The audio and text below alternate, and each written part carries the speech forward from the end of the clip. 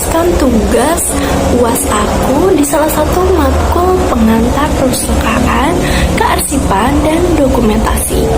Nah, jadi di sini aku ditugaskan untuk membuat video storytelling, menceritakan tentang apa aja yang aku dapat selama satu semester ini. Jadi nanti aku akan menceritakan, storytellingkan menggunakan media PPT sebagai penggambaran babnya sendiri. Nah, nanti di sini poin pentingnya adalah setiap bab akan aku jelaskan dengan konsep Canva ataupun konsep PPT yang berbeda-beda. Nah, kalian penasaran kan? Oke, let's go. Halo, jadi di sini kita memasuki bab pertama. Nah, kalian lihat kan di sini terdapat judul yang besar sekali, betul.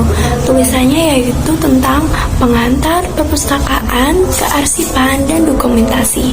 Ini merupakan bab awal yang aku peroleh selama satu semester ini.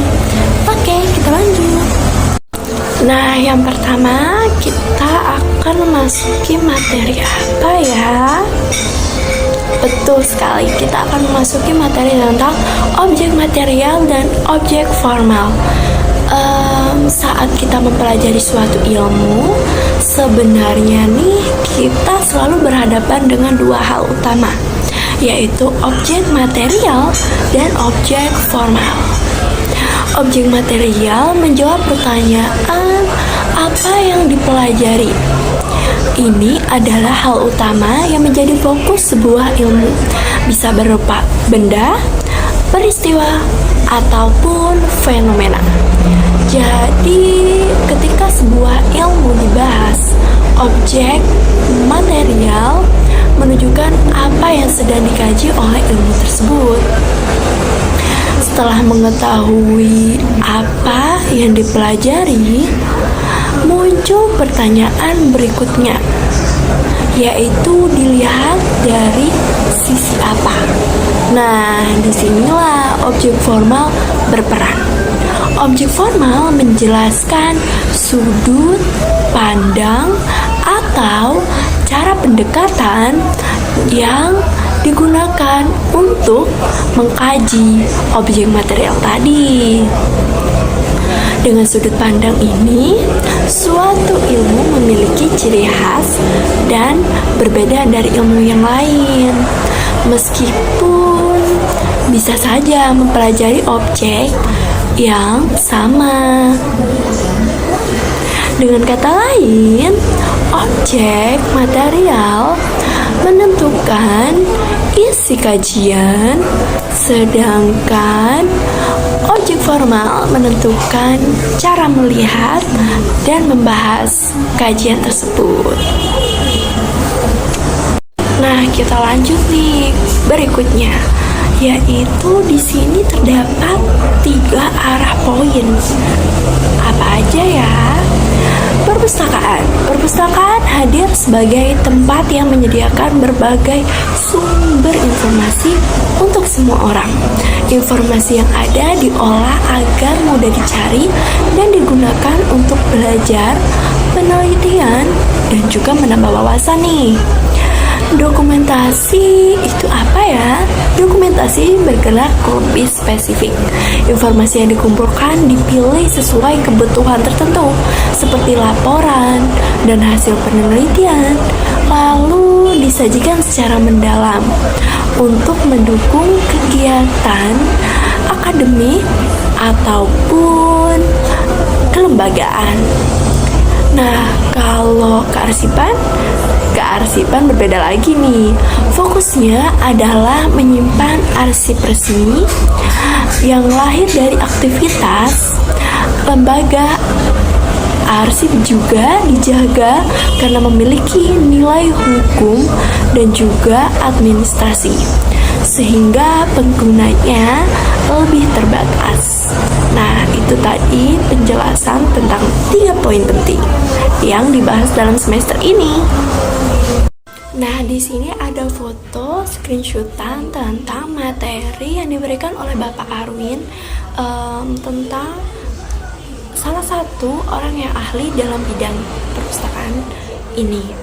Nah, di sini membahas tentang ontologi dalam ilmu perpustakaan menjadi objek kajian, yaitu perpustakaan, arsip, museum, dan informasi, serta cara mengkajinya. Informasi adalah data yang telah diolah sehingga mempunyai makna dan berfungsi mengurangi ketidakpastian serta menjadi penghubung antara pengetahuan dan pengguna. Arsip merupakan bukti kegiatan manusia atau lembaga yang disimpan dalam jangka yang panjang atau permanen, baik arsip yang dinamis yang masih digunakan ataupun arsip statis yang memiliki nilai sejarah. Perpustakaan bukan hanya tempat buku, tetapi pusat pengelolaan dan penyebaran informasi untuk mendukung pendidikan, literasi, dan pengetahuan masyarakat. Sedangkan museum berfungsi menyimpan dan memamerkan benda bernilai sejarah dan seni. Ketiganya saling berkaitan sih, karena sama-sama berperan dalam pengelolaan informasi dan pelestarian pengetahuan. Kalau udah membahas tentang gambaran awal perpustakaan, pasti bertanya-tanya dong, apa sih fungsi perpustakaan? Atau perpustakaan hanya untuk tempat buku-buku? Tentu tidak dong, fungsi perpustakaan itu luas. Sekarang bayangin, perpustakaan itu sebagai ruang yang hidup bagi masyarakat. Perpustakaan bukan cuma tempat buku, tapi punya banyak peran yang penting banget nih. Pertama, sebagai fungsi pendidikan.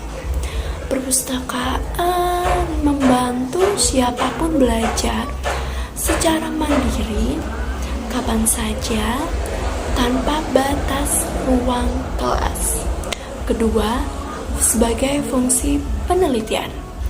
Di sini, perpustakaan menyediakan sumber informasi primer dan juga sekunder yang menjadi dasar riset, inovasi, dan perkembangan iptek. Ketiga, sebagai fungsi pelestarian. Perpustakaan menjaga dokumen, naskah, dan budaya agar tidak hilang dimakan oleh waktu, sehingga bisa diwariskan ke generasi berikutnya. Keempat, sebagai fungsi informasi. Perpustakaan memastikan masyarakat mendapatkan informasi yang tepat, akurat, dan juga mudah diakses. Nah, yang terakhir nih, sebagai fungsi rekreasi. Agak aneh atau gimana nih? Tentu enggak. Perpustakaan juga memberi ruang hiburan yang mendidik, tempat orang bisa membaca dengan santai dan juga menenangkan pikiran. Jenis-jenis perpustakaan. Ada apa ya? Perpustakaan hadir dalam berbagai bentuk sesuai kebutuhan penggunanya. Perpustakaan akademik melayani lingkungan perguruan tinggi dengan menyediakan buku dan sumber ilmiah untuk mendukung kegiatan belajar, mengajar, dan penelitian dosen serta mahasiswa. Perpustakaan umum. Perpustakaan umum terbuka untuk semua kalangan dan menyediakan berbagai informasi yang bisa diakses siapapun sesuai kebutuhannya.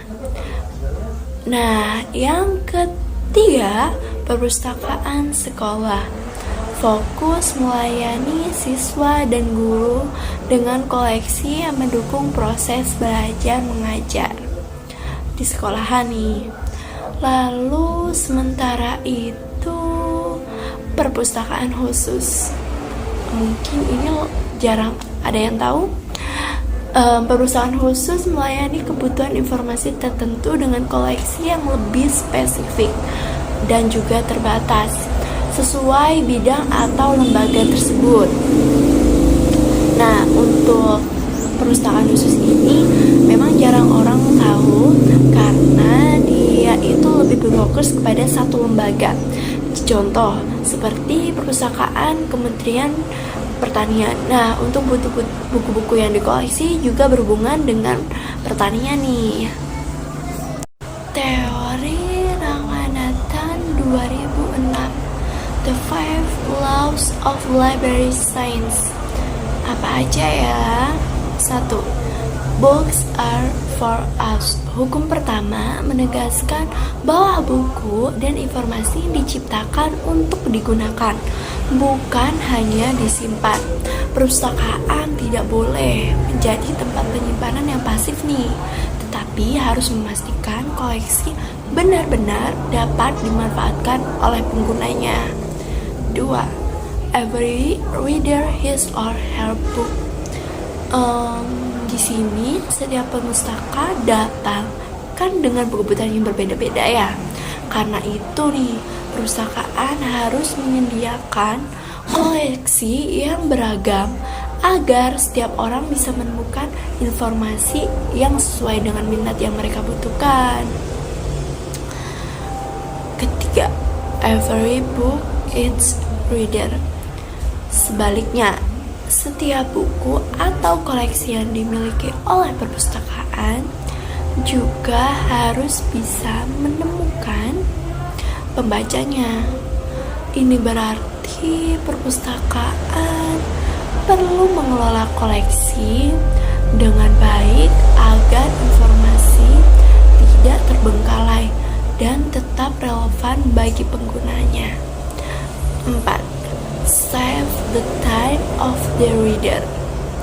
Perpustakaan harus memudahkan pengguna dalam menemukan informasi. Nah, sistem klasifikasi, katalog, dan layanan yang baik dibuat agar pemustaka tidak membuang waktu saat mencari informasi. Yang terakhir, the library is a growing organism. Perpustakaan bukan institusi yang statis. Ia harus terus berkembang mengikuti perubahan zaman dan waktu. Nah, di sini juga perpustakaan harus bisa memenuhi kebutuhan pemustaka baik dari segi koleksi, layanan, maupun sistem pengelolaannya. Oke, Lankes Korolis. Menurut Lankes, perpustakaan modern tidak hanya tentang koleksi, tetapi tentang proses penciptaan pengetahuan. Pertama, pengetahuan tercipta melalui percakapan. Iya nih benar, perpustakaan menjadi ruang interaksi, diskusi, dan pertukaran ide antara pengguna. Kedua, pustakawan berperan sebagai fasilitator pengetahuan. Tugasnya bukan sekedar menjaga buku, tetapi membantu proses belajar dan berbagi informasi.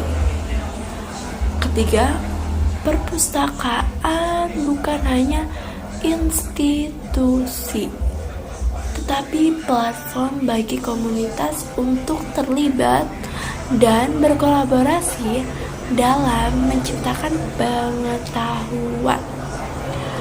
Nah, yang terakhir nih, pustakawan bukan penjaga gerbang informasi, melainkan pemandu yang membantu pengguna menavigasi informasi yang tersedia. Lah, oh masih ada satu lagi. Yang terakhir nih janji. Kelima, inovasi dan adaptasi menjadi kunci utama dalam kepustakawanan agar perpustakaan tetap relevan di tengah perubahan zaman. Perpustakaan dari masa ke masa kuno hingga pra-Amerika. Sejarah perpustakaan bermula ketika manusia mulai menulis sebagai alat komunikasi. Pada masa awal, tulisan digunakan untuk mencatat kegiatan sehari-hari dan pengetahuan penting. Pada masa bangsa Sumeria, manusia menulis menggunakan aksara paku atau juga disebut cuneiform di atas media batu ataupun tanah liat nih. Catatan ini menjadi bentuk awal penyimpanan informasi sebelum manusia mengenal kertas. Kemudian di Mesir kuno, manusia mulai menggunakan papirus sebagai media tulis. Papirus menjadi salah satu media tertua yang digunakan untuk menyimpan teks dan pengetahuan jauh sebelum Masehi. Perkembangan besar terjadi saat revolusi percetakan pada abad ke-15 ketika Johannes Gutenberg menciptakan mesin cetak. Sejak saat itu buku dapat diproduksi secara massal sehingga pengetahuan tidak lagi terbatas pada kalangan tertentu. Lalu berlanjut pada abad ke-17 hingga 18 mulai muncul perpustakaan besar di Eropa yang menjadi pusat ilmu pengetahuan sekarang nih. Seberapa penting sih perpustakaan di Amerika? Perpustakaan di Amerika memiliki peran penting sejak awal berdirinya Amerika Serikat. Pada awalnya, perpustakaan berkembang sebagai perpustakaan akademik untuk mendukung sistem pendidikan di sana. Perpustakaan pribadi juga berperan besar dalam menyediakan akses informasi bagi tokoh-tokoh penting yang membantu pembentukan pemerintahan Amerika. Perkembangan besar terjadi ketika pemerintah federal mendirikan Library of Congress pada tahun 1800. Pada tahun 1897, gedung khusus Library of Congress dibangun dan menjadikannya salah satu perpustakaan terbesar di dunia. Hingga kini, Library of Congress menjadi standar nih bagi perpustakaan modern untuk yang sekarang. Didukung oleh organisasi seperti OSLC dan American Library Association (ALA). Halo, ketemu aku lagi nih. Kali ini kita akan melanjutkan perjalanan kita ke materi selanjutnya. Kita berada di mana? Oh iya, bab 2, sejarah informasi. Nah, habisnya aku akan menceritakan tentang timeline dari sejarah informasi. Yang pertama, prasejarah dan dunia kuno.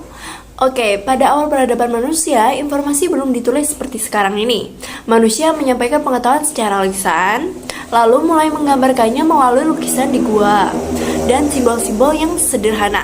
Seiring waktu, lahirlah tulisan di wilayah Mesopotamia, Mesir, Cina, dan Mesoamerika sekitar 3300 sebelum Masehi. Informasi penting kemudian disimpan dalam bentuk arsip, kerajaan, perpustakaan, dan istana yang menjadi cikal bakal sistem katalog dan klasifikasi informasi. 2. Abad Pertengahan.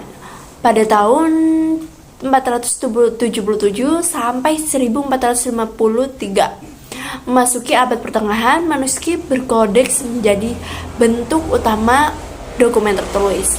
Biara dan katedral berperan besar sebagai pusat penyalinan dan pelestarian naskah.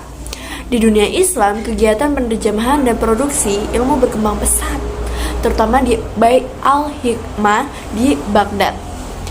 Sementara itu, universitas di Eropa mulai membutuhkan salinan dokumen yang resmi dan terpercaya. Selanjutnya apa ya? Selanjutnya yaitu zaman percetakan. Pada tahun 1450 sampai 1789, perubahan besar terjadi ketika Johannes Gutenberg menemukan mesin cetak dengan huruf logam. Wow, keren banget ya Johannes Gutenberg ini.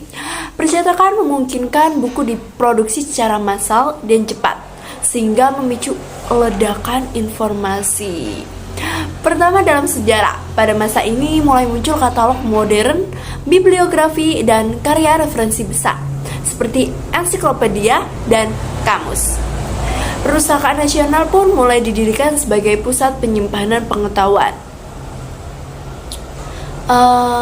Lalu berikutnya apa? Berikutnya kita memasuki zaman komunikasi massa pada abad ke-19. Revolusi industri membawa kemajuan besar dalam penyebaran informasi. Teknologi cetak berkembang sangat pesat, memungkinkan teks dan gambar dicetak bersamaan. Surat kabar, majalah, dan jurnal ilmiah mulai tersebar luas sehingga informasi dapat diakses oleh masyarakat umum.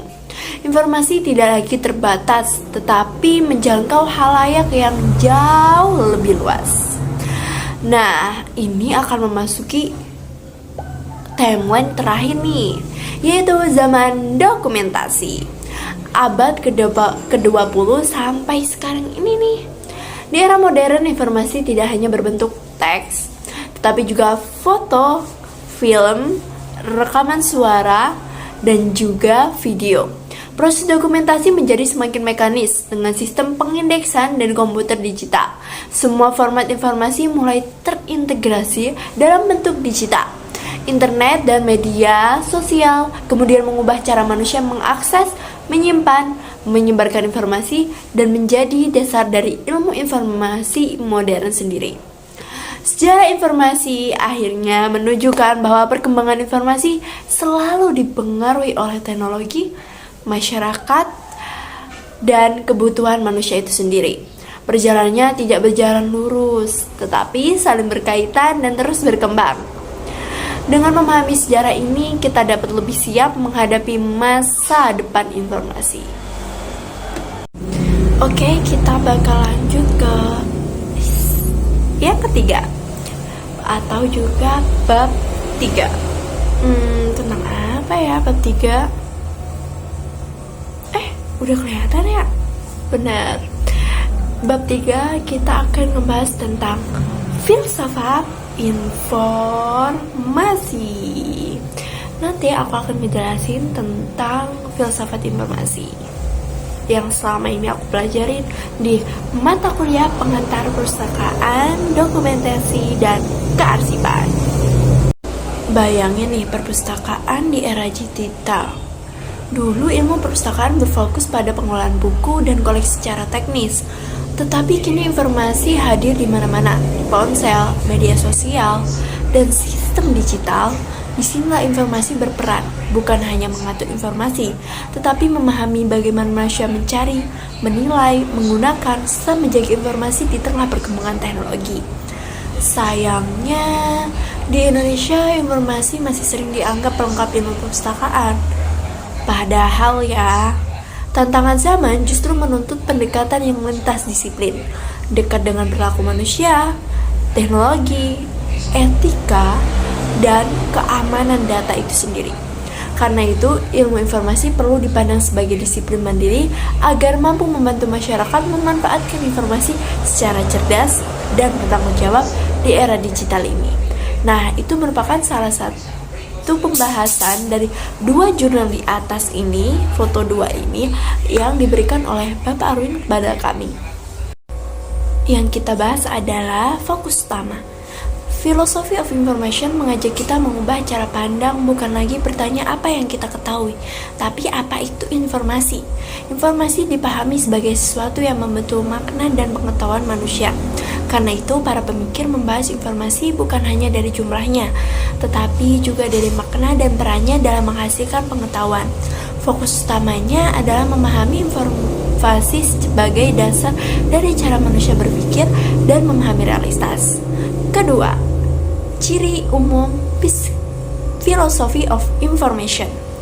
Lahir dan berkembang pesat sejak tahun 1990-an ketika kehidupan manusia mulai sangat bergantung pada teknologi digital. Karena itu, Floridi menyebutnya sebagai filsafat untuk zaman kita. Dalam pandangan ini, dunia tidak lagi dipahami hanya sebagai kumpulan benda fisik, tetapi sebagai struktur informasi yang saling terhubung. Filsafat informasi membedakan dengan jelas antara data dan informasi. Data hanyalah perbedaan atau pola yang belum memiliki makna. Ketika data tersebut disusun secara sistematis, diberi konteks, dan memiliki kebenaran, barulah ia menjadi informasi. Dari sinilah muncul pemahaman bahwa informasi bukan sekedar teknis, tetapi juga berkaitan dengan makna dan nilai. Selain membahas hakikat informasi, filsafat informasi juga tak masuk ke ranah etika dan sosial. Isu seperti privasi, kecerdasan buatan, algoritma, dan kesejahteraan digital menjadi perhatian utama. Karena semua itu berhubungan langsung dengan cara manusia hidup dan berinteraksi di era digital ini. Ketiga, Floridi juga menjelaskan perubahan hidup manusia di era digital lewat 6 konsep. Revolusi keempat menunjukkan bahwa manusia kini menjadi bagian dari sistem informasi. Yang pertama, era hiperhistory menandakan kehidupan sangat bergantung pada teknologi. Kedua, infosfer menyatukan dua nyata dan digital. Sementara konsep on-life menunjukkan bahwa batas online dan offline semakin kabur. Informational frictions adalah hambatan informasi seperti akses terbatas dan kesenjangan digital. Semua perubahan ini akhirnya mengarah pada transisi on-life, yaitu perubahan besar dalam cara manusia berpikir, berinteraksi, dan menjalani hidup. Kita lanjut ke bahas berikutnya, filsafat informasi dan ilmu informasi. Dalam informasi, filsafat information berfungsi sebagai landasan makna dan etika. Ilmu informasi tidak hanya menilai benar atau salahnya informasi, tetapi juga memahami misinformasi, disinformasi, dan nilai moral dalam dokumen. Fokusnya bukan sekedar kebenaran teknis, melainkan kualitas makna dan tanggung jawab informasi. Tujuan akhirnya adalah menciptakan ekosistem informasi yang sehat dan berkelanjutan. Oke, selanjutnya konsep informasi dan nilai informasi. Bayangin informasi itu seperti bahan makanan. Data adalah bahan mentahnya, masih acak dan belum bisa langsung dipakai. Ketika data itu diolah, disusun, dan diberi konteks, barulah ia berubah menjadi informasi yang bermakna. Informasi inilah yang membantu manusia mengurangi ketidakpastian, mengambil keputusan, dan menambah pengetahuan. Nilai informasi tidak ditentukan oleh banyaknya data, tetapi oleh manfaatnya. Semakin informasi itu relevan dengan kebutuhan, akurat, dan hadir secara tepat waktu, semakin besar juga nilainya. Informasi yang baik bukan hanya benar, tetapi juga berguna untuk menyelesaikan masalah. Oke, selanjutnya kita juga akan membahas tentang karakteristik informasi. Agar informasi benar-benar bernilai, ia harus memiliki beberapa karakter. Informasi perlu akurat sehingga tidak menyesatkan. Ia juga harus relevan sesuai dengan kebutuhan pengguna. Waktu menjadi faktor penting karena informasi yang terlambat seringkali kehilangan maknanya. Selain itu, informasi harus lengkap dan terpercaya, berasal dari sumber yang jelas dan kredibel.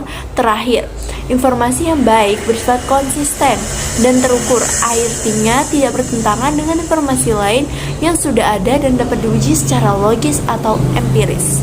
Dengan karakteristik inilah, informasi dapat benar-benar dimanfaatkan secara optimal. Halo guys, bertemu lagi di perjalanan materi mata kuliah pengantar perpustakaan, dokumentasi, dan kearsipan. Sekarang kita ada di mana ya? Bab 4 tentang profesi ilmu informasi. Kayaknya pembahasan yang kali ini asik deh. Kalian pasti penasaran, apa aja ya profesi ilmu informasi? Oke, let's go. Dalam dunia informasi, ada banyak profesi yang bekerja di balik layar agar informasi tetap terjaga, teratur, dan bermanfaat. Arsiparis hadir sejak sebuah kegiatan terjadi. Ia mengelola dokumen yang penting agar tidak hilang, rusak, atau tercecer. Setiap arsip disimpan dengan tujuan tertentu karena suatu saat akan dibutuhkan sebagai bukti atau sumber sejarah. Berbeda dengan arsiparis nih, pustakawan berhadapan langsung dengan pengguna. Ia membantu orang menemukan informasi yang mereka cari, mengarahkannya, dan memastikan koleksi bisa dimanfaatkan dengan mudah. Pustakawan bukan hanya penjaga buku, tetapi pendamping dalam proses belajar. Di balik pengambilan keputusan organisasi, ada information manager atau information analysis. Ia menyusun dan menganalisis informasi agar data yang ada bisa menjadi dasar keputusan yang tepat. Informasi yang tidak dikelola akan menghilangkan nilainya, dan disinilah peran profesi itu. Sementara itu ada record manager mengatur dokumen yang masih aktif digunakan sehari-hari. Ia memastikan setiap catatan tersimpan rapi, mudah dicari, dan diperlakukan sesuai aturan sampai akhirnya dipindahkan ke arsip atau juga dimusnahkan. Di era digital, peran digital archivist atau digital preservation specialist semakin penting. Ia menjaga arsip digital agar tetap bisa diakses meskipun teknologi terus berubah. Tanpa peran ini, banyak data digital berisiko hilang seiring waktu. Agar informasi digunakan secara benar, hadir information policy analysis. Profesi ini memastikan pengolahan informasi sesuai dengan hukum, etika, dan kebijakan, terutama terkait privasi dan keamanan data. Pengetahuan dalam organisasi juga perlu dikelola. Disinilah knowledge manager berperan. Ia membantu mengumpulkan pengalaman, ide, dan keahlian agar bisa dibagikan dan dimanfaatkan bersama. Bukan hanya tersimpan di kepala individu aja nih. Semua proses ini didukung oleh information system developer. Ia merancang dan mengembangkan sistem teknologi yang memungkinkan informasi disimpan, diolah, dan diakses dengan cepat dan efisien.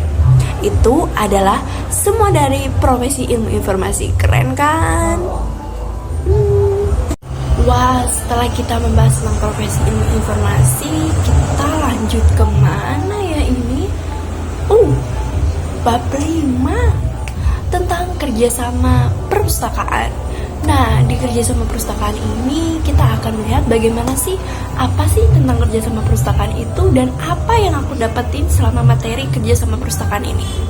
Oke, let's go. Praktik terbaik kerjasama perpustakaan. Bayangkan beberapa perpustakaan bekerja seperti satu tim.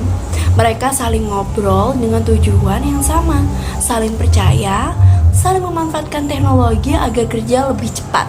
Di dalamnya setiap pihak saling menghargai dan mau belajar satu sama lain, sehingga kerjasama bisa berjalan lancar dan berkelanjutan. Pentingnya kerjasama apa sih? Pentingnya kerjasama perpustakaan, efisiensi biaya dengan kerjasama. Perpustakaan tidak perlu membeli koleksi yang sama berulang kali. Anggaran bisa hemat dan dialihkan untuk meningkatkan kualitas layanan dan pengembangan pustakawan. Kedua, peningkatan layanan kerjasama membuat pengguna punya akses koleksi yang lebih luas. Jika satu perpustakaan tidak punya buku tertentu, bisa dipinjam dari perpustakaan lain sehingga kebutuhan informasi tetap terpenuhi. Dampak ke masyarakat. Apa ya dampaknya? Perpustakaan yang bekerja sama membantu masyarakat mendapatkan akses informasi yang lebih adil. Informasi tidak hanya dinikmati oleh satu kelompok saja, tetapi juga menjangkau masyarakat yang lebih luas. Inovasi dan adaptasi melalui kolaborasi dan teknologi. Perpustakaan akhirnya menjadi tempat yang lebih luas lagi, berkembang menjadi pusat belajar, riset, dan inovasi karena adanya kerjasama tersebut. Konsep dasar kerjasama perpustakaan apa ya? Pada dasarnya, kerjasama perpustakaan lahir dari satu kesadaran. Tidak ada perpustakaan yang bisa memenuhi semua kebutuhan sendiri. Dengan bekerja sama, sumber daya yang terbatas bisa dimaksimalkan. Kerjasama ini bukan hanya soal berbagi koleksi, tapi juga tentang meningkatkan kualitas layanan, memperkuat profesionalisme pustakawan, dan membantu organisasi bertumbuh bersama.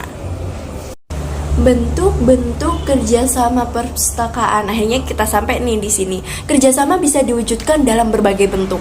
Misalnya melalui research sharing, ketika satu perpustakaan meminjamkan koleksi kepada perpustakaan lain lewat sistem katalog bersama. Ada juga berbagi keahlian, di mana pustakawan saling belajar dan meningkatkan kapasitas sumber daya manusianya. Kerjasama bisa dibuat secara formal maupun juga fleksibel, menyesuaikan juga sesuai dengan kebutuhan masing-masing perpustakaan. Tada! Sekarang kita di bab berapa ya? Oke, kalian yang bisa lihat nih. Bab berapa? Oh, udah bab 6. Wow, cepatnya. Nah, kita sekarang ada di bab 6, yaitu tentang materi penggunaan teknologi di perpustakaan. Oke, kalian pasti penasaran juga nih sama kayak materi-materi sebelumnya. Jadi aku akan menjelaskan apa yang aku dapat pada materi ini yang disampaikan oleh Bapak Arwin. Perubahan peran pustakawan. Sekarang peran pustakawan sudah jauh berkembang.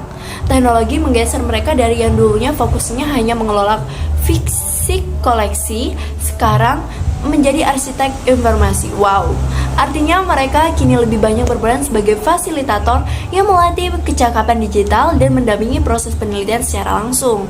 Bahkan dengan bantuan AI atau Augmented Librarianship, pustakawan bisa mendelegasikan tugas administratif ke mesin, sehingga mereka punya lebih banyak waktu untuk memberikan layanan yang lebih personal kepada komunitasnya. Inisiatif digital dan library 2.0.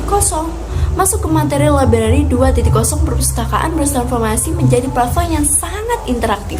Fokus utamanya bukan lagi komunikasi satu arah, tapi pelibatan pengguna melalui media sosial dan teknologi seperti QR Code atau augmented reality. Selain itu ada digitalisasi besar-besaran pada koleksi. Jadi semua e-researcher seperti jurnal dan e-book bisa diakses dari jarak jauh, kapanpun pengguna membutuhkannya tanpa harus hadir secara fisik di gedung. Kita lanjut nih, penerapan AI dan layanan cerdas. Di sisi teknologi sistem, kita melihat penerapan artificial intelligence yang sangat luas. AI digunakan untuk mengotomatisasi tugas resepsionis melalui chatbot yang cerdas. Lebih dari itu nih, AI membantu dalam indexing ribuan dokumen secara otomatis dan memberikan rekomendasi buku yang personal berdasarkan histori pembaca. Ada juga teknologi NLP yang mampu merangkum isi buku atau artikel secara otomatis sehingga pencarian informasi menjadi jauh lebih efisien dan akurat. Chatbot dan kios mandiri. Layanan real time. Wow, untuk mendukung efisiensi layanan, perpustakaan mulai menggunakan chatbot dan kios digital sebagai garda terdepan. Chatbot berfungsi sebagai frontliner di digital yang melayani pertanyaan umum dan navigasi katalog selama 24 jam penuh. Sementara itu, adanya kios digital yang memungkinkan pengguna untuk melakukan peminjaman atau pengembalian secara mandiri nih.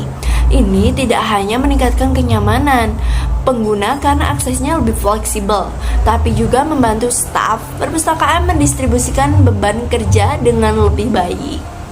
Di materi terakhir, kebebasan intelektual di era digital. Terakhir, meskipun teknologi mendominasi, nilai utama perpustakaan tetap pada kebebasan intelektual.